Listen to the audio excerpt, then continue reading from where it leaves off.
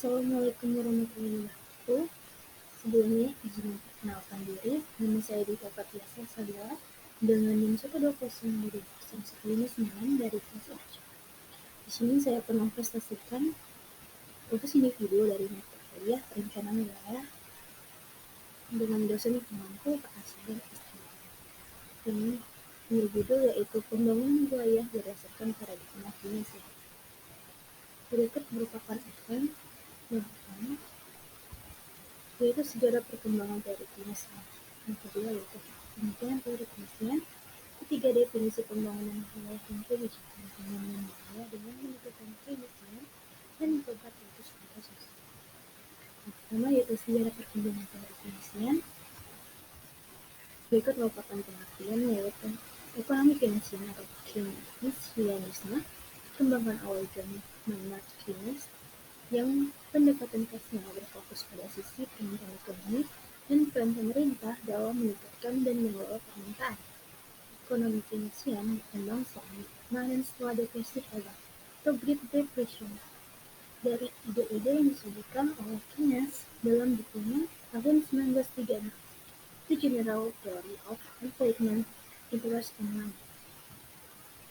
Berikut yaitu teori Keynesian. Yang pertama, pendekatan teoritis mengenai Keynesianisme. Yang kedua yaitu stimulasi sisi permintaan. Yang ketiga yaitu dukungan sisi supply untuk industri utama. Yang keempat, industri pendukungnya.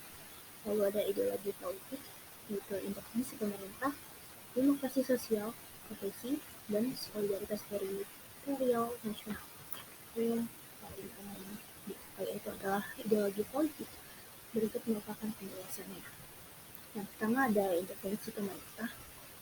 Intervensi pemerintah merupakan pengaturan yang diambil oleh pemerintah.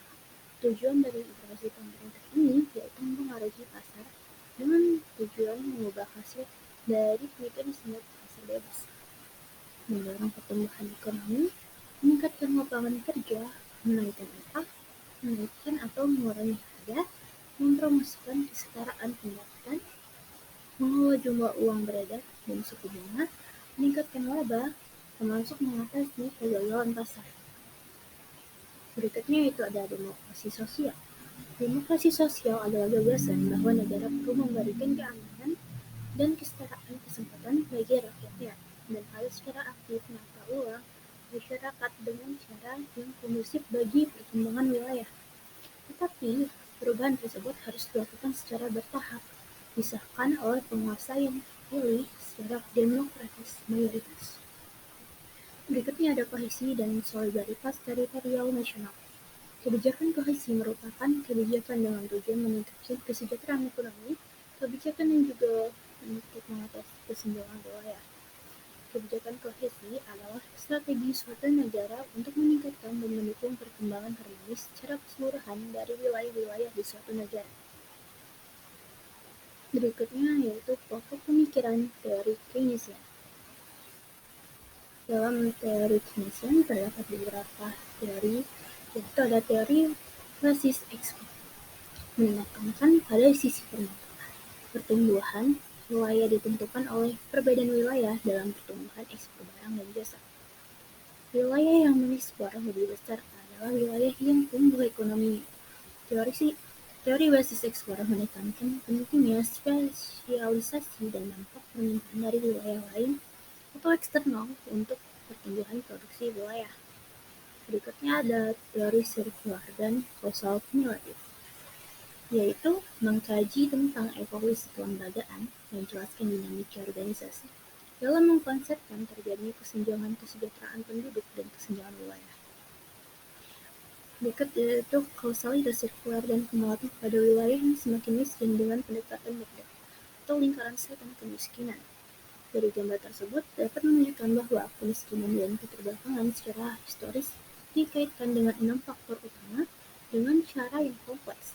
Faktor-faktor ini termasuk pendidikan dan pekerjaan, atau modal manusia, kepercayaan dan jaringan, atau modal sosial, prasangka dan diskriminasi, atau modal asosial, kebiasaan norma dan adat istiadat atau modal budaya, nutrisi dan psikologis atau modal kesehatan, serta jangka pendapatan dan kekayaan atau modal finansial.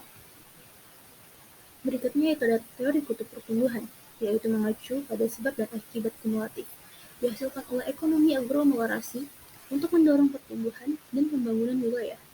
Pengembangan ekonomi wilayah akan membentuk polarisasi di wilayah yang memiliki aglomerasi industri menggerak perekonomian wilayah. Lalu di sini ada definisi pembangunan wilayah dan kebijakan pembangunan wilayah dengan pendekatan keynesian. Pendekatan untuk memperbaiki wilayah yang tertinggal. Itu ada kebijakan proaktif di tingkat wilayah.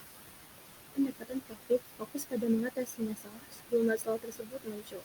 Berhubungan dengan sistem politis dalam mendapatkan persetujuan dari pengambil keputusan kebijakan untuk berkomitmen mendukung dengan anggaran dan sumber daya yang ada untuk mengatasi masalah yang belum terjadi. Investasi publik pada infrastruktur. Perlunya investasi publik di infrastruktur akan meningkatkan pendapatan ekonomi wilayah. Investasi publik sebagai prinsip di dalam makroekonomi sebagai alat untuk peningkatan pertumbuhan jangka panjang. Berikut adalah kebijakan pembangunan wilayah, yaitu ada perencanaan spasial, nasionalisasi industri, pengelolaan kota dan pembangunan kota baru, inovasi kelembagaan perekonomian. Lalu ada bantuan untuk wilayah secara ekstensif, bantuan otomatis, investasi infrastruktur, desentralisasi kewenangan, dan pengendalian pembangunan industri. Sekarang masuk ke dalam studi kasus. Di sini saya mengambil studi kasus yaitu investasi infrastruktur terhadap pertumbuhan ekonomi di Pulau Jawa. Investasi merupakan proses dari akumulasi modal pada unsur utama dari pertumbuhan ekonomi untuk meningkatkan stok modal baik secara fisik maupun secara langsung. Sebagai penunjuk investasi tersebut dibutuhkan investasi yang pengalokasiannya kepada infrastruktur ekonomi yang akan memberikan dampak kepada segala kegiatan masyarakat dalam memenuhi kebutuhan secara ekonomi maupun sosial. Infrastruktur tersebut akan memberikan dukungan dalam tercapainya pembangunan dan pertumbuhan ekonomi. Berikut merupakan hasil pengembangan hipotesis dari beberapa peneliti sebelumnya, yaitu yang pertama adalah penanaman modal asing pada infrastruktur listrik, gas, dan air berpengaruh positif terhadap pertumbuhan ekonomi di Pulau Jawa. Yang kedua yaitu penanaman modal dalam negeri pada infrastruktur listrik, gas, dan air berpengaruh positif terhadap pertumbuhan ekonomi di Pulau Jawa.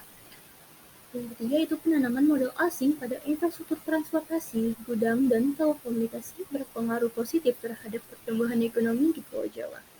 Dan yang keempat yaitu penanaman modal dalam negeri pada infrastruktur transportasi, gudang, dan telekomunikasi berpengaruh positif terhadap pertumbuhan ekonomi di Pulau Jawa.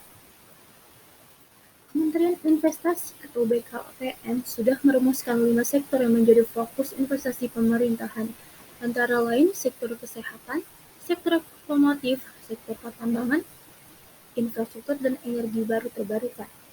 Oleh sebab itu, di Pulau Jawa investasi dari PMDN kebanyakan bergerak pada infrastruktur listrik, gas, dan air. Dikarenakan energi baru terbarukan menjadi salah satu fokus investasi pemerintahan, Pulau Jawa mendapatkan alokasi tertinggi di bidang infrastruktur ekonomi dan menjadi primadona investasi daripada pulau lainnya di Indonesia.